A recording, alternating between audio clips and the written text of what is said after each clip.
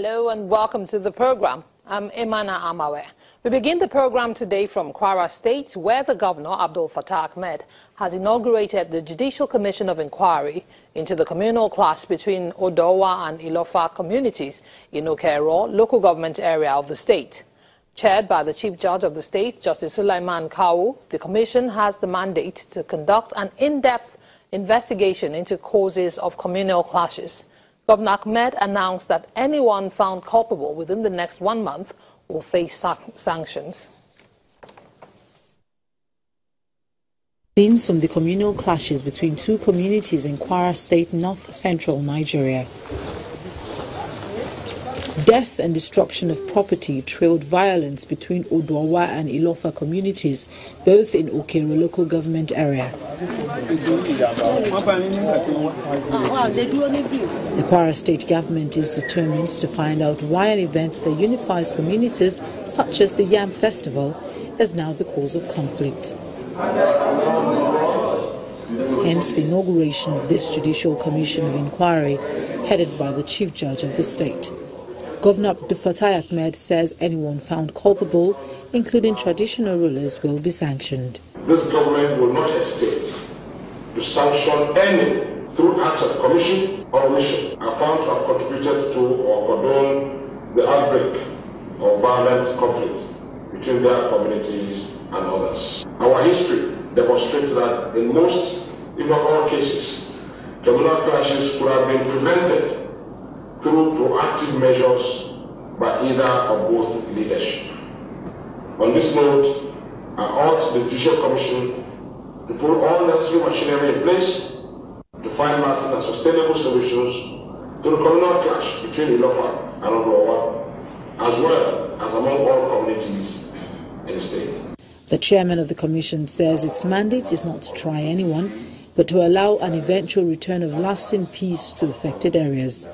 Our duty is to afford members of the affected communities and all interested and concerned members of the general public the opportunity and chance to tell the Commission what they know about the causes, consequences and perpetrators of the disturbances, with a view to finding a lasting solution and preventing the occurrence of the unfortunate incident. The 7-man commission has 4 weeks to find out the events that led to the violence and submit its report.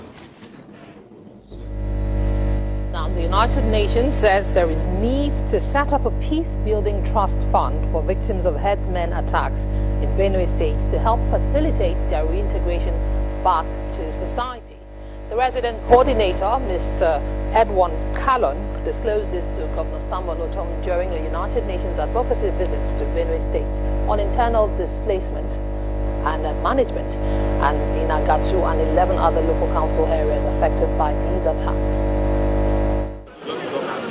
A delegation from the United Nations, led by the resident coordinator in Nigeria, Mr. Edward Callon, is visiting Agatu local government area of Benue State.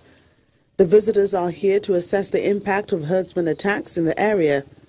Signs of the atrocities carried out by the armed herdsmen are visible, with many homes destroyed.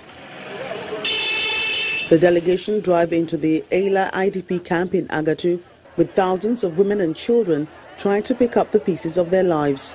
A nursing mother and others appeal to the government for better conditions. Before we feed the way, but now, since we have born everything, born my heart, born farm, we don't get anything. We want government to come to our aid to assist us in food stuff and all these building materials so that we can review some things that are spoiled like this.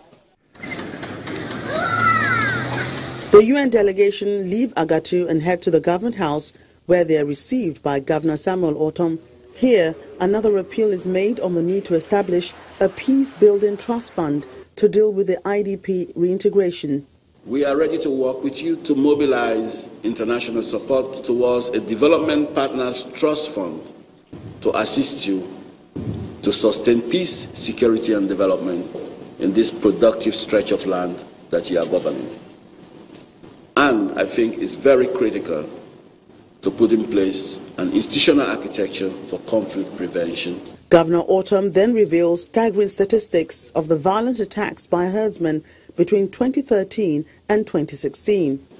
A 2000 14 reports conducted by Benue State Bureau for Local Government and Chieftaincy Affairs found out that the destruction which invading Fulani herdsmen caused across 10 local governments of Benue State exceeded 95 billion naira in that year alone. While the United Nations pledged to mobilize international support for the victims, they also asked for aid from the federal government and corporate bodies to help out the displaced people. And now participants of a public hearing on the Edo State anti-grazing bill are advocating that the bill be thrown out in its entirety, as it does not represent the wishes of the people.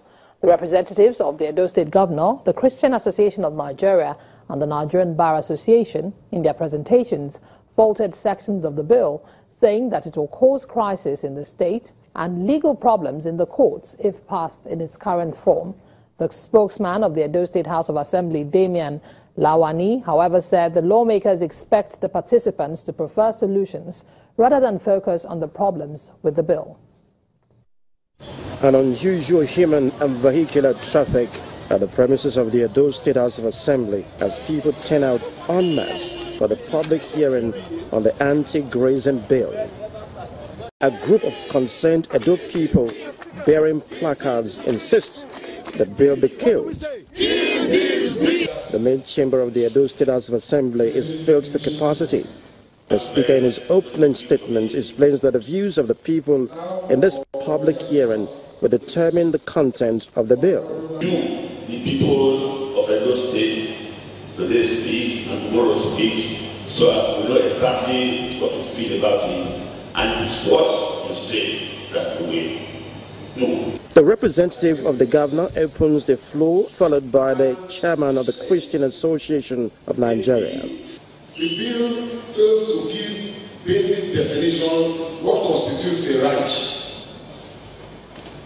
even to define grazing. It might seem very simple, but when you are in court, you will realize that these things are very, very fundamental. Have the modalities been spelled out or worked out by Edo State government to prevent these clashes? Since communities will be visibly agitated that their communal land has been forcibly collected from them and given to non-natives and strangers. A mild drama ensues over possible existence of two versions of the bill.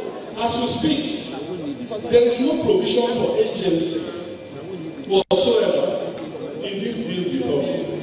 A bill for a law to establish the Edo State control of nomadic cattle rearing, grazing agency, and for other purposes connected there with signed on behalf of the clan. I have it. Representatives of the Nigerian Bar Association and the Benin Monarch also observed anomalies. Our position should be that it should be a bill that does prohibition. Withdraw the entire bill, sort out themselves, and reconvene this meeting. After the public hearing, the spokesman of the lawmakers shared their observations. So we are expecting that they should provide solutions rather than even hitting more on the issues as stated or throwing out the bill in its entirety. The public hearing continues on Friday for more views on the anti-grazing bill. Still ahead on the news across Nigeria, 2 policemen and a civilian have been killed in Kaduna State by bandits suspected to be cattle rustlers. Join us for details.